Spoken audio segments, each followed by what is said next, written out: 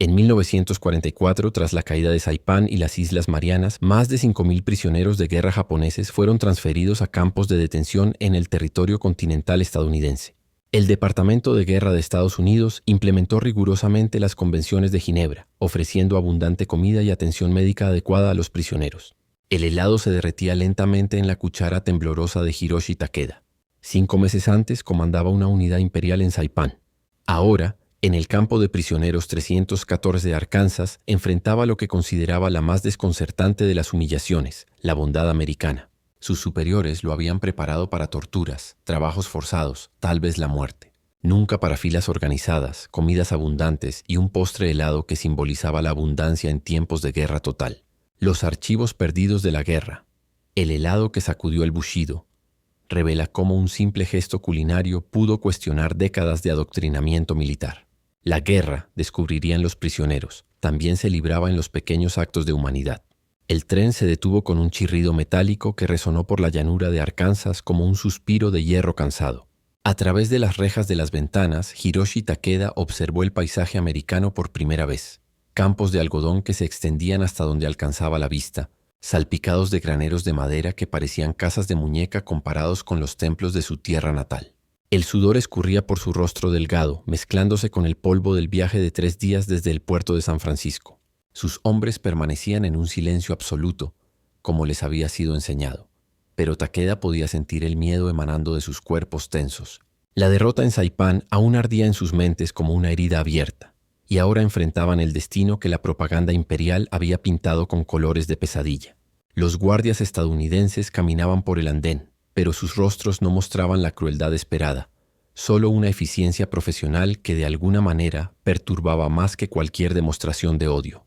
Las puertas del campo 314 se abrieron con un siseo neumático, revelando una vista que desafiaba todas las expectativas formadas por años de adoctrinamiento. Barracones de madera pintados de blanco se alineaban en filas perfectas, separados por calles de grava donde crecían pequeños jardines improvisados. No había torres de vigilancia con ametralladoras apuntando, solo cercas de alambre de púas que más bien recordaban límites de propiedades rurales que campos de prisioneros de guerra. El aire llevaba el aroma de pan fresco proveniente de la cocina central, un olor que hizo que los estómagos vacíos de los prisioneros se contrajeran dolorosamente. Takeda apretó los puños, interpretando esa aparente normalidad como un refinado método de tortura psicológica. Los estadounidenses, pensó, eran más sutiles de lo que había imaginado. Los preparaban para una caída más brutal, seduciéndolos primero con la ilusión de civilidad. El capitán Robert Hayes, oficial comandante del campo, aguardaba en el patio central vistiendo un uniforme impecable, pero sin ostentación.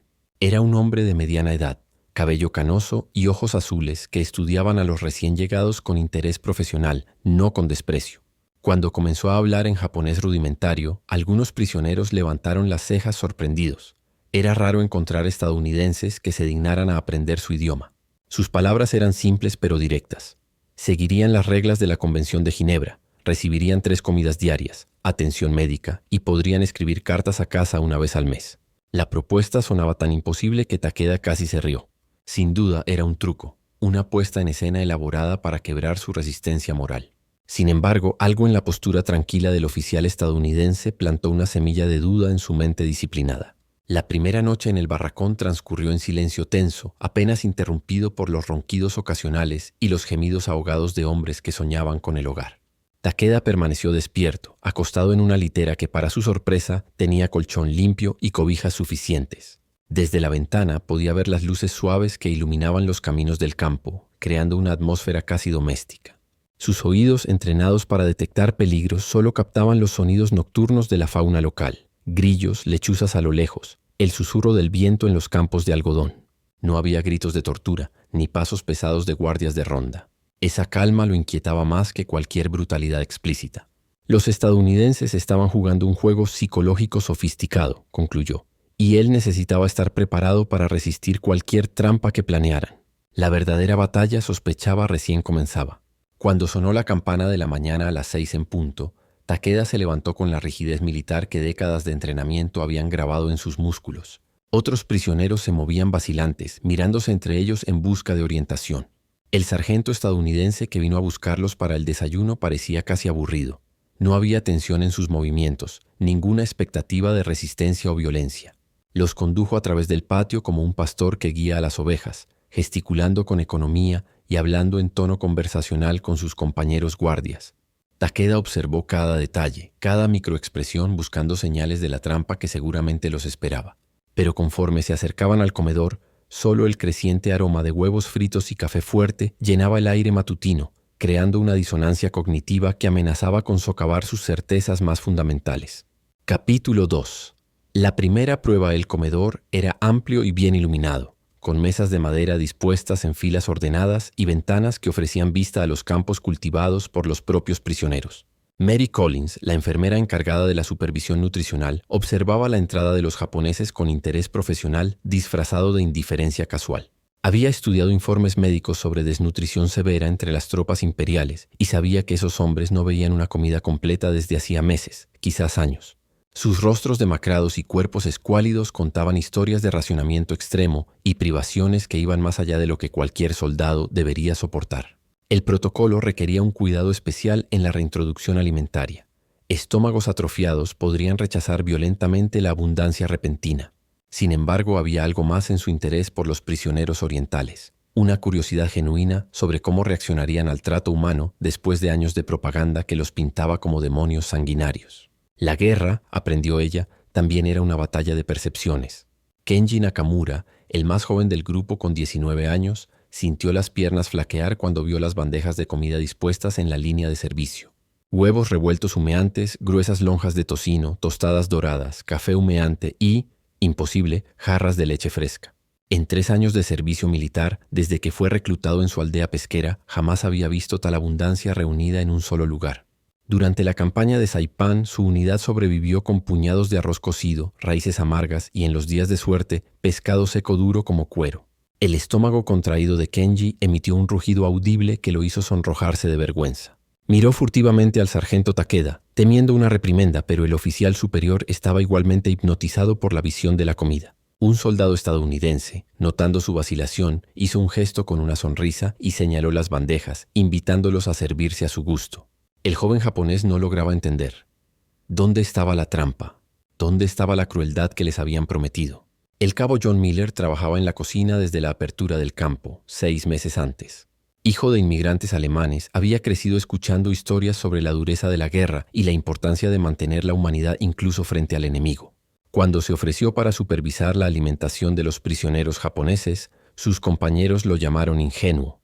Algunos llegaron a sugerir que estaba desperdiciando buena comida con animales amarillos. Miller ignoraba los comentarios, guiado por una filosofía simple que había aprendido de su abuelo. Hasta el enemigo merece un pedazo de caza. Ahora observaba a los prisioneros orientales acercarse a la línea de comida con la misma mezcla de hambre y desconfianza que había visto en soldados alemanes meses antes. La diferencia estaba en los ojos. Los europeos mostraban derrotismo resignado, mientras que los japoneses exhibían algo más complejo: incredulidad, confusión y una rigidez orgullosa que los impedía mostrar necesidad. Miller decidió que esos hombres necesitaban más que comida. Necesitaban un choque cultural que sacudiera sus certezas sobre los estadounidenses. El primer bocado fue una revelación que trascendió el simple acto de comer. Takeda masticó lentamente los huevos revueltos, sintiendo la textura suave y el sabor rico de mantequilla real, no la margarina rancia que había conocido en raras ocasiones, sino el producto genuino que hablaba de vacas gordas pastando en campos verdes. El tocino crujiente estallaba entre sus dientes, liberando grasa salada que su cuerpo hambriento absorbía con avidez desesperada. Cada fibra de su ser militar protestaba contra esa rendición a los placeres de la carne, pero el hambre de meses hablaba más fuerte que la disciplina Bushido. A su alrededor, otros prisioneros comían en silencio, algunos con lágrimas involuntarias corriendo por sus rostros demacrados. No eran lágrimas de tristeza, sino de una emoción más compleja, el reconocimiento de que los habían engañado sobre la naturaleza de sus captores. Miller observaba discretamente desde la cocina, satisfecho al ver platos limpiados con eficiencia nacida de la necesidad extrema. Esos hombres no habían comido de verdad en mucho tiempo. Cuando las bandejas fueron recogidas y los estómagos finalmente satisfechos por primera vez en meses, un silencio pensativo descendió sobre el comedor. Takeda luchaba contra una sensación perturbadora de gratitud que amenazaba con comprometer su lealtad imperial. Los estadounidenses habían demostrado una capacidad logística impresionante. Alimentar a cientos de prisioneros con abundancia no era solo generosidad, sino exhibición de poder industrial. Cada grano de arroz bien cocido, cada rebanada de pan suave, representaba una máquina de guerra que podía alimentar a sus enemigos mientras aún luchaba en dos frentes globales. El mensaje subliminal era claro. Ustedes lucharon contra una fuerza que puede permitirse ser generosa. Kenji, más joven y menos atado por dogmas rígidos, sentía algo diferente. Una creciente curiosidad sobre un pueblo que trataba a los prisioneros mejor que el propio ejército imperial trataba a sus soldados. La guerra repentina ya no parecía una cuestión simple de honor nacional contra barbarie occidental. Capítulo 3. El postre de lo imposible la tarde del viernes de la segunda semana. Mary Collins implementó lo que consideraba su experimento más ambicioso, la introducción de postres en la rutina alimentaria de los prisioneros japoneses.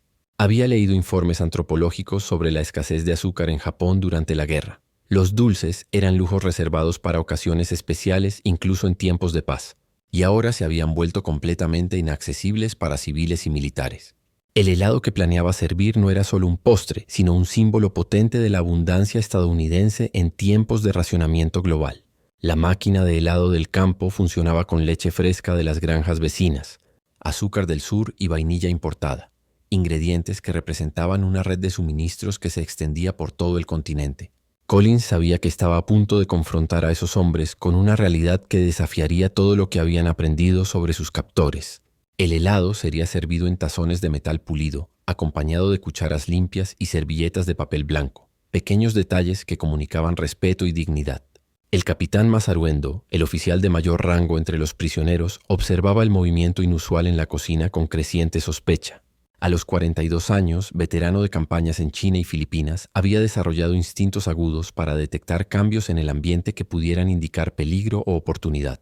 La presencia de equipos adicionales, el movimiento acelerado de los empleados estadounidenses y el aroma dulce que comenzaba a emanar de la zona de preparación sugerían algo fuera de la rutina establecida. Endo había prohibido a sus subordinados mostrar cualquier gratitud por los tratamientos recibidos, manteniendo la disciplina militar como barrera psicológica contra la influencia estadounidense.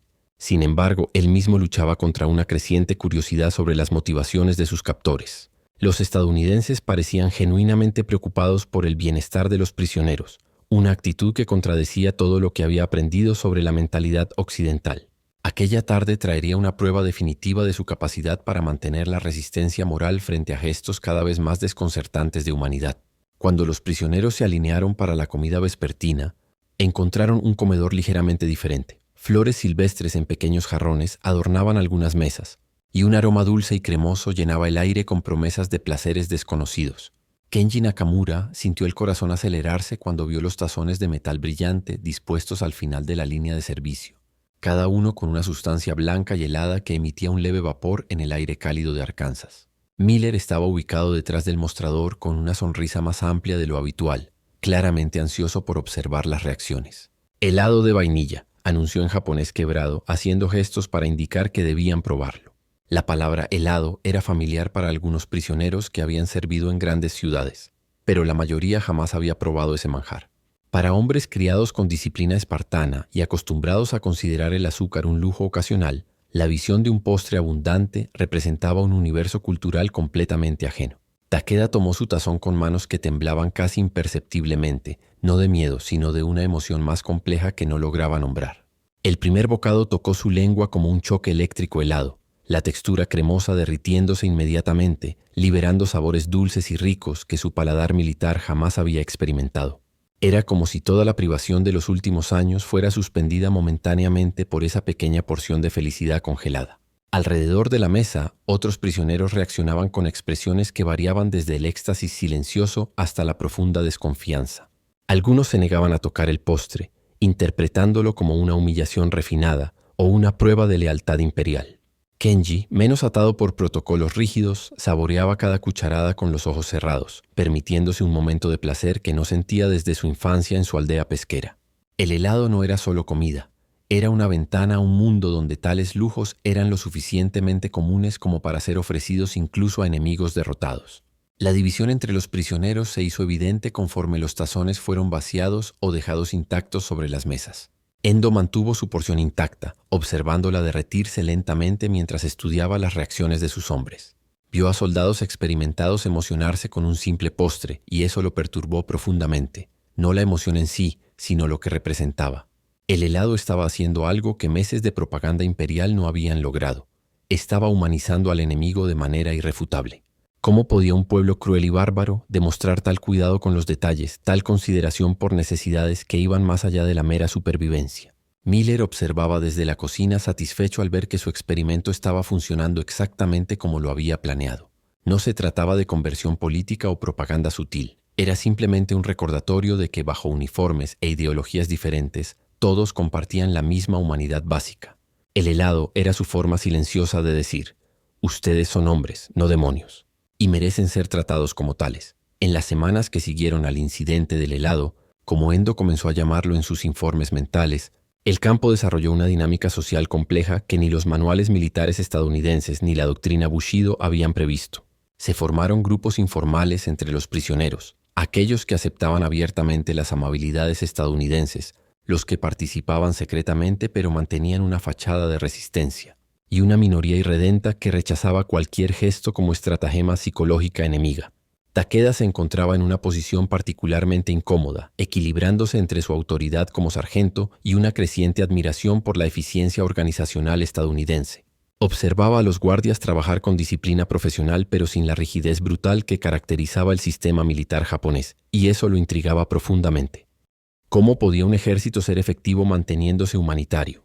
La pregunta corroía sus certezas sobre la superioridad moral oriental frente a la decadencia occidental. Miller continuaba con sus pequeños experimentos culinarios, introduciendo gradualmente platos que desafiaban los prejuicios gastronómicos de los prisioneros. Hamburguesas, pastel de manzana, batidos espesos que hacían que los ojos orientales se abrieran de sorpresa. La correspondencia mensual permitida por el Protocolo de Ginebra creó otro dilema moral para los prisioneros. Sus familias en Japón enfrentaban intensos bombardeos, severos racionamientos y la constante presión de una guerra que se acercaba a su territorio natal. ¿Cómo explicar en cartas censuradas que estaban siendo tratados mejor en prisión estadounidense que muchos civiles japoneses en libertad? Kenji escribió a su madre viuda en Hokkaido, luchando por encontrar palabras que no la ofendieran ni traicionaran la realidad de su situación. Estoy bien de salud y recibiendo tratamiento adecuado, escribió finalmente, una frase que técnicamente era verdadera, pero omitía la desconcertante abundancia de su vida diaria. Otros prisioneros enfrentaban dilemas similares, algunos optando por no mencionar las condiciones del campo, otros inventando historias de trabajos forzados para mantener la coherencia con las expectativas familiares. Mary Collins, que supervisaba la lectura de las cartas según las reglas de seguridad, notó el patrón de omisiones y comprendió que estaba siendo testigo de un tipo particular de trauma psicológico, la culpa de estar bien cuando se esperaba que estuvieran sufriendo. El jardín que los prisioneros comenzaron a cultivar en la parte trasera del campo representó una evolución significativa en su adaptación al cautiverio estadounidense. Inicialmente plantado como actividad terapéutica sugerida por el psicólogo militar Dr. James Patterson, el proyecto floreció más allá de todas las expectativas cuando los japoneses aplicaron técnicas agrícolas tradicionales al suelo de Arkansas.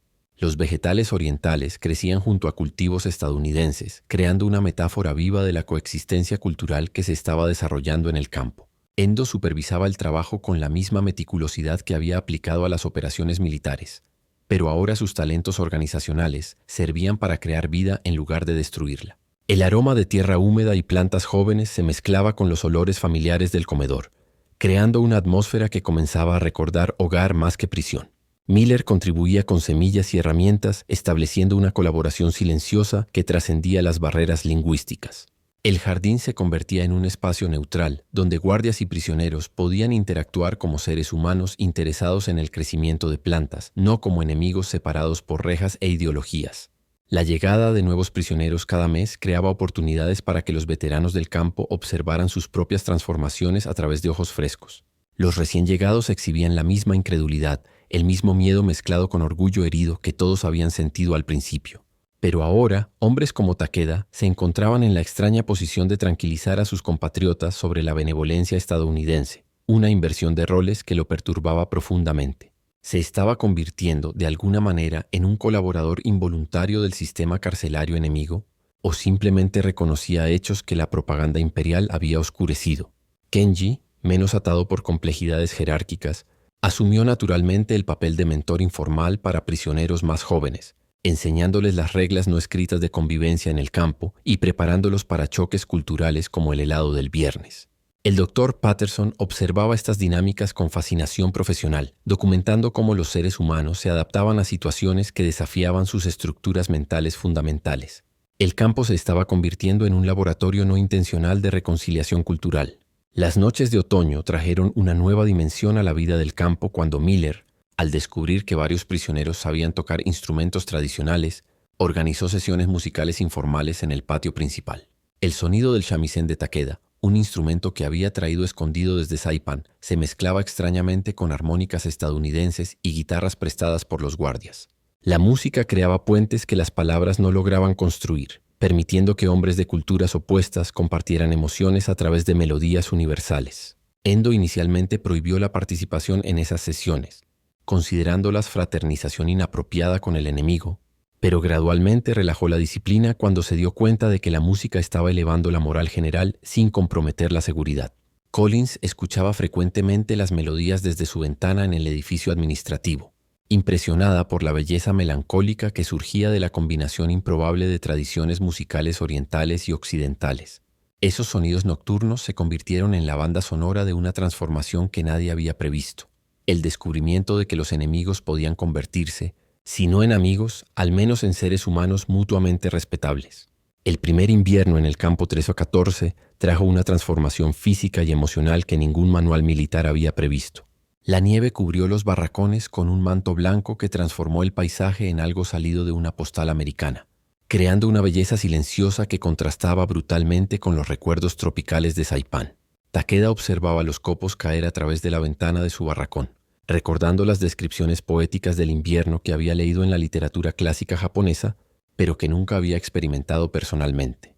El frío cortante de Arkansas era diferente al frío húmedo de su provincia natal, más seco, más limpio, acompañado de un silencio que permitía pensamientos profundos. Los estadounidenses habían distribuido abrigos de lana gruesos y botas impermeables a todos los prisioneros, un gesto de practicidad que nuevamente desafiaba las expectativas de crueldad sistemática. Cada pieza de ropa caliente representaba una inversión financiera en hombres que deberían ser considerados enemigos desechables. Miller coordinaba la distribución de chocolate caliente en las mañanas frías, observando a los prisioneros japoneses soplar vapor de sus tazas con la misma satisfacción simple de niños descubriendo nuevos placeres. Kenji desarrolló una rutina matutina que se convertiría en su forma particular de resistencia cultural. Practicaba kata de artes marciales en el patio cubierto de nieve, moviéndose con precisión meditativa mientras su aliento formaba pequeñas nubes en el aire helado. Otros prisioneros gradualmente se unieron a él, creando un espectáculo coreográfico que fascinaba a los guardias estadounidenses sin que estos comprendieran completamente su significado espiritual. Para Kenji, esos movimientos representaban una conexión con tradiciones ancestrales que la prisión no podía romper. Cada gesto era una afirmación silenciosa de identidad cultural que coexistía pacíficamente con la aceptación de la hospitalidad estadounidense. El doctor Patterson documentaba esas sesiones en sus informes, interpretándolas como un mecanismo saludable de preservación psicológica que no amenazaba la seguridad del campo. Los ejercicios se convirtieron en un puente cultural cuando algunos guardias comenzaron a imitar movimientos básicos, creando momentos de humor genuino cuando los soldados estadounidenses intentaban ejecutar técnicas orientales con entusiasmo desproporcionado a la competencia. La disciplina marcial japonesa encontraba la curiosidad informal estadounidense, generando un híbrido cultural inesperado. Mary Collins implementó su proyecto más ambicioso durante los meses fríos: clases básicas de inglés para los prisioneros interesados, impartidas 3 veces por semana en el comedor después de la cena. La iniciativa surgió de una necesidad práctica. La comunicación mejoraría las operaciones diarias, pero evolucionó hacia algo más profundo cuando descubrió que muchos japoneses poseían una verdadera sed de conocimiento sobre la cultura estadounidense. Takeda se inscribió a regañadientes, justificándose a sí mismo que la inteligencia militar exigía comprensión de la mentalidad enemiga, pero secretamente fascinado por la complejidad gramatical del inglés comparada con el japonés. Las clases se convirtieron en laboratorios de descubrimiento cultural, donde los conceptos estadounidenses se explicaban mediante comparaciones con equivalentes japoneses, revelando similitudes inesperadas entre pueblos que se consideraban fundamentalmente diferentes. Collins usaba ejemplos culinarios para enseñar vocabulario. Ice cream era siempre la primera expresión que los prisioneros dominaban perfectamente, pronunciada con sonrisas involuntarias que delataban recuerdos positivos asociados. El progreso lingüístico variaba enormemente. Kenji absorbía palabras con facilidad juvenil, mientras que los oficiales más viejos luchaban contra décadas de rigidez mental que resistían la flexibilidad necesaria para nuevos idiomas. La Navidad estadounidense de 1944 presentó a los prisioneros japoneses un fenómeno cultural completamente ajeno que, paradójicamente, resonó con sus propias tradiciones de reverencia familiar y celebración comunitaria. Miller y su equipo decoraron el comedor con ramas de pino, estrellas de papel y luces de colores que transformaron el espacio utilitario en un ambiente festivo que emanaba calor humano incluso en medio del frío riguroso. La cena navideña incluyó pavo asado, puré de papas, salsa de arándano y una variedad de pasteles que representaban recetas regionales, estadounidenses. Un banquete que muchos prisioneros nunca imaginaron posible incluso en libertad en Japón. Endo observaba la celebración con una expresión cuidadosamente neutra, pero internamente impresionado por la generosidad que trascendía las obligaciones militares básicas. Los estadounidenses estaban compartiendo tradiciones sagradas con enemigos capturados, incluyéndolos en rituales que definían la identidad cultural nacional. Algunos prisioneros contribuyeron con canciones tradicionales japonesas, creando un coro multilingüe que resonó a través del campo como prueba audible de que la humanidad compartida podía superar divisiones políticas y raciales. La música se convirtió en un lenguaje universal donde Silent Night se armonizaba extrañamente con melodías del Festival Bon, creando una banda sonora para una reconciliación improbable. Las cartas que llegaban de Japón durante ese invierno traían noticias cada vez más sombrías sobre bombardeos intensificados, escasez alimentaria severa y moral civil en declive. Takeda leía los informes de su esposa sobre el racionamiento de arroz reducido a porciones que apenas sustentaban a los niños, mientras él había ganado peso con la abundante dieta estadounidense. La ironía de la situación creaba una culpa compleja que lo mantenía despierto durante las frías noches de Arkansas. ¿Cómo explicar a los familiares hambrientos que estaba mejor alimentado como prisionero de guerra que muchos civiles libres en su territorio natal? Otros prisioneros enfrentaban dilemas similares, algunos optando por ayunos voluntarios en solidaridad simbólica con los compatriotas que sufrían en Japón. Collins notó la reducción en el apetito de varios hombres y comprendió intuitivamente la fuente del problema, implementando discretamente porciones más pequeñas pero más nutritivas para acomodar sensibilidades culturales sin comprometer la salud. El Dr. Patterson condujo sesiones de asesoramiento informal donde los prisioneros podían expresar sus conflictos psicológicos sin temer represalias militares.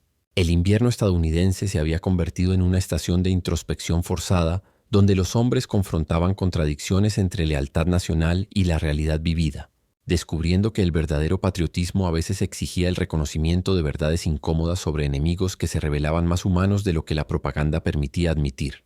La primavera de 1945 llegó al campo 1314 cargada de significados que trascendían los simples cambios estacionales, trayendo consigo noticias fragmentarias sobre la intensificación de la guerra en el Pacífico y rumores susurrados sobre nuevas armas estadounidenses de poder devastador. El jardín que los prisioneros habían plantado en el otoño anterior brotaba con vigor renovado, exhibiendo una mezcla única de vegetales orientales y americanos que crecían lado a lado como una metáfora viva de la coexistencia cultural que florecía en el campo. Takeda supervisaba el cultivo de rábanos daikon entre filas de maíz estadounidense, aplicando técnicas agrícolas tradicionales japonesas adaptadas al suelo de Arkansas con resultados sorprendentemente productivos. La colaboración hortícola se había convertido en un proyecto conjunto donde los guardias estadounidenses aprendían métodos orientales de rotación, de cultivos, mientras que los prisioneros descubrían variedades, vegetales nativas que jamás imaginaron existir. Miller contribuía con semillas híbridas experimentales obtenidas de la Universidad Estatal, transformando el jardín en un laboratorio de agricultura intercultural. El aroma de tierra húmeda y brotes jóvenes se mezclaba con los olores familiares de la cocina, creando una atmósfera primaveral que simbolizaba renovación y posibilidades inesperadas nacidas de circunstancias improbables. Kenji celebraba su 20º cumpleaños esa primavera con una celebración modesta que reveló la evolución de su perspectiva sobre cautiverio e identidad nacional. Collins organizó una pequeña fiesta sorpresa en el comedor, completa con un pastel de chocolate casero decorado con 20 velas y una versión bilingüe de Happy Birthday, cantada por un coro improbable de prisioneros japoneses y guardias estadounidenses. El joven soldado se sintió genuinamente emocionado por la demostración de afecto que trascendía barreras culturales y militares. Ningún superior japonés jamás había mostrado interés personal en su bienestar individual, pero esos enemigos estadounidenses recordaban detalles íntimos de su vida con cariño auténtico. Durante la pequeña celebración, Kenji reflexionó sobre las transformaciones ocurridas en 12 meses de cautiverio. Había llegado como fanático imperial preparado para una muerte gloriosa, pero descubrió que vivir con dignidad entre adversarios respetuosos ofrecía lecciones más valiosas que el martirio dramático. La fiesta se convirtió en un símbolo de madurez que ocurría no a pesar de la prisión, sino debido a las experiencias humanizadoras que ésta había proporcionado. Miller observaba al joven japonés soplar las velas con satisfacción paternal, recordando a su propio hijo sirviendo en el teatro europeo y esperando que algún enemigo alemán mostrara una humanidad similar si la suerte se volvía contra las fuerzas estadounidenses. Las noticias sobre los bombardeos intensificados en Japón crearon una atmósfera compleja en el campo, mezclando la preocupación genuina de los prisioneros con una culpa creciente por su situación relativamente cómoda. Los informes fragmentarios sobre ataques a ciudades japonesas llegaban a través de cartas censuradas y boletines radiales que los guardias compartían discretamente, pintando un cuadro devastador de destrucción civil que contrastaba brutalmente con la paz bucólica de Arkansas. Endo se encontraba en una posición particularmente difícil como oficial superior responsable de la moral de sus hombres. ¿Cómo mantener la disciplina militar cuando las evidencias sugerían que la guerra estaba perdida y sus familias enfrentaban crecientes peligros mientras ellos vivían en relativa seguridad?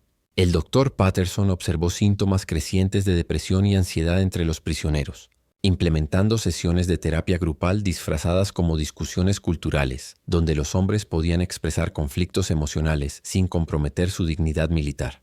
Las conversaciones revelaron una profundidad de culpa que iba más allá de la simple supervivencia. Muchos se sentían traidores involuntarios por desarrollar respeto genuino por sus captores estadounidenses. Collins contribuía ofreciendo oportunidades para que los prisioneros enviaran paquetes de comida no perecedera a sus familias en Japón. Un gesto que violaba regulaciones técnicas, pero atendía a la urgente necesidad psicológica de contribuir al bienestar de sus seres queridos distantes. El proyecto de correspondencia expandida que Collins inició en la primavera permitió un intercambio cultural más profundo entre los prisioneros y la comunidad local, creando conexiones humanas que desafiaban las percepciones mutuas sobre la naturaleza del enemigo. Familias rurales de Arkansas comenzaron a intercambiar cartas con prisioneros japoneses, compartiendo aspectos cotidianos de la vida estadounidense que la propaganda de guerra jamás había transmitido: recetas regionales, fotografías de cosechas, relatos sobre festivales comunitarios y preocupaciones universales sobre hijos sirviendo en el extranjero. Takeda estableció correspondencia regular con un agricultor local cuyo hijo estaba sirviendo en el Pacífico, descubriendo paralelismos sorprendentes entre las ansiedades paternas que trascendían las diferencias nacionales y raciales. Las cartas revelaron que los soldados estadounidenses en el teatro oriental enfrentaban desafíos similares a los que él había experimentado: nostalgia por el hogar, incertidumbre sobre el futuro, dificultades de adaptación a culturas extranjeras. El agricultor estadounidense describía técnicas agrícolas que evocaban métodos japoneses tradicionales, sugiriendo que el conocimiento práctico humano seguía patrones universales independientemente de su origen geográfico.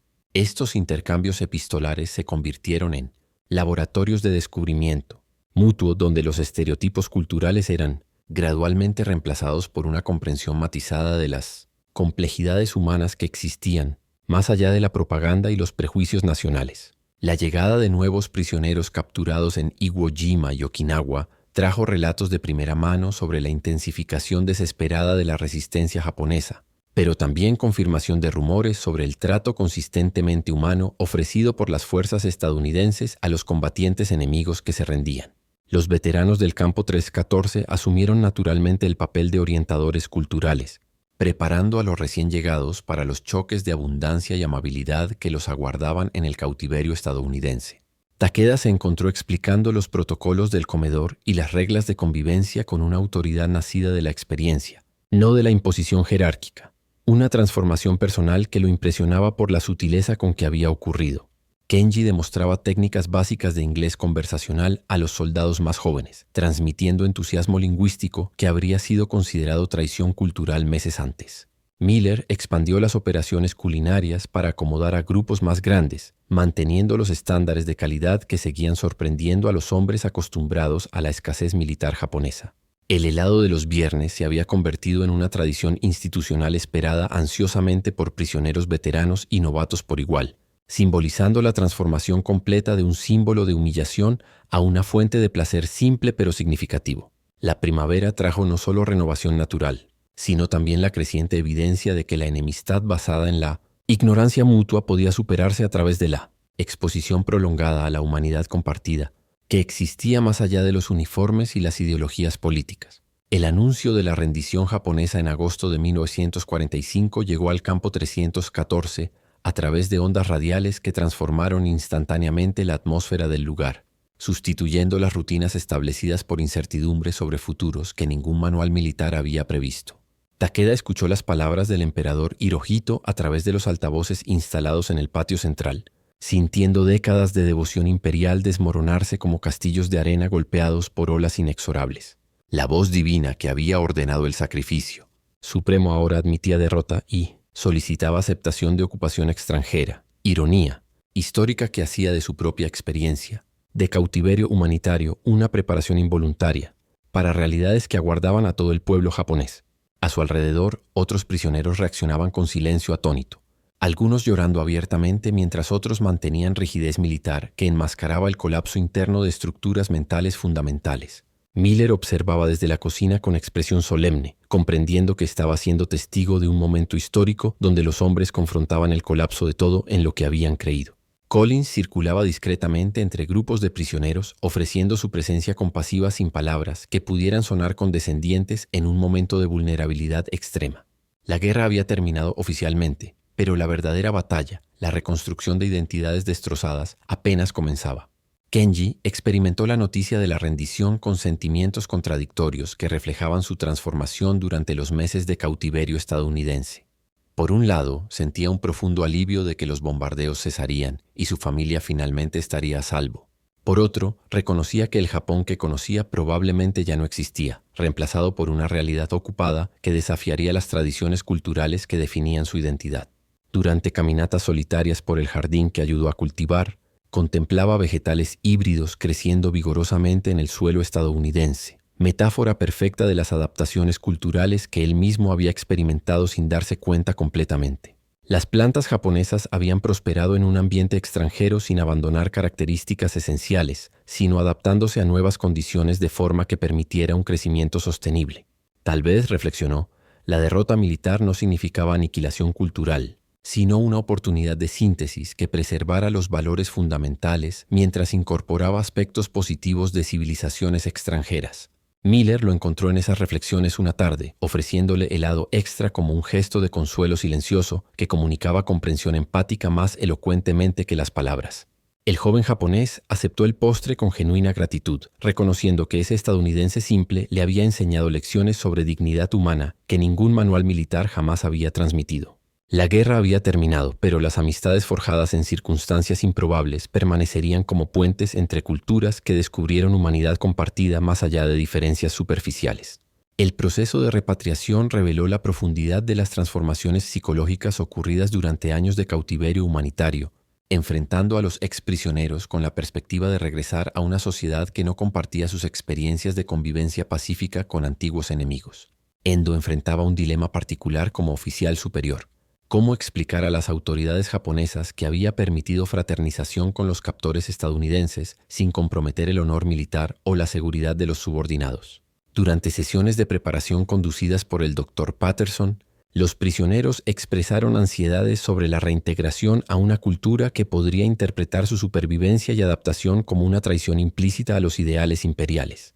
Collins organizó ceremonias de despedida donde guardias y prisioneros intercambiaron direcciones y promesas de correspondencia futura, creando redes de amistad internacional que trascendían las fronteras políticas.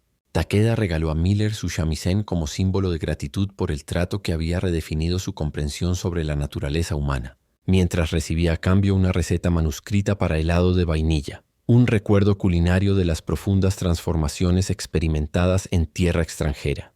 Las despedidas fueron marcadas por emoción genuina que sorprendió a los participantes de ambos lados, confirmando que la enemistad artificial impuesta por los gobiernos podía superarse a través de experiencias compartidas de respeto mutuo y dignidad humana.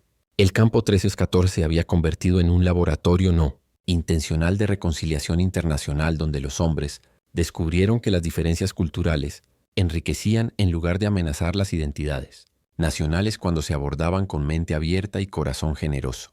El viaje de regreso a Japón ofreció un último tiempo de reflexión sobre las experiencias que habían redefinido fundamentalmente la visión del mundo de hombres que partieron como fanáticos imperiales y regresaban como embajadores involuntarios de las posibilidades de coexistencia internacional pacífica. Takeda observaba las costas americanas desaparecer en el horizonte con sentimientos mixtos, alivio de regresar a casa matizado por la nostalgia, inesperada por las rutinas de cautiverio que habían proporcionado estabilidad y propósito en medio del caos mundial.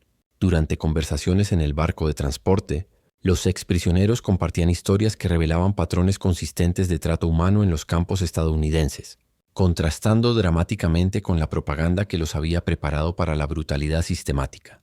Kenji documentaba las experiencias en su diario improvisado, registrando lecciones aprendidas sobre la importancia de juzgar a las personas por sus acciones individuales en lugar de los estereotipos nacionales.